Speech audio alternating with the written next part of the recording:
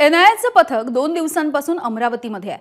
अमरावतीमधल्या संशयित युवकाची आज सलग तिसऱ्या दिवशी चौकशी होती आहे। छायानगरमधून ताब्यात घेतलेल्या युवकाची आज पुन्हा एकदा चौकशी केली जाणार आहे। आज एनआयएचं पथक राजापेठ पोलीस ठाण्यामध्ये पुन्हा एकदा या युवकाची चौकशी करेल। प्रणय निर्माण आमचे प्रतिनिधी आपल्याला अपडेट्स देत आहेत। प्रणय, काय नेमकं प्रकरण आहे आणि तिसऱ्या दिवशी आज सलग चौकशी होती आहे?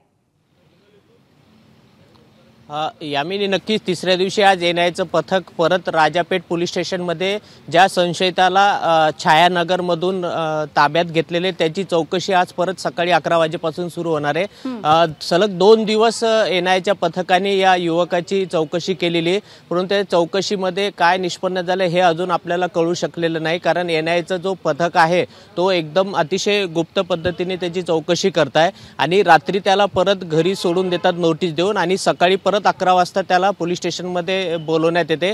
सध्या तो संशयित जो आहे तो 23 वर्षीय युवक छायानगरमधील तो आलेला आहे।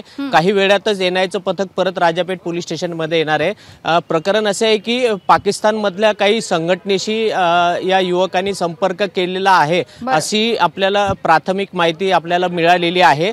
त्यामुळे या युवकाची चौकशी सध्या एनआयएचं पथक अमरावतीत येऊन करत आहे। 2 दिवसापूर्वी पहाटे 4 वाजता त्यांच्या घरी छापा टाकून याला ताब्यात घेतलेले आहे आणि आज सलग तिसऱ्या दिवशी एनआयएचं पथक याची चौकशी करणार आहे।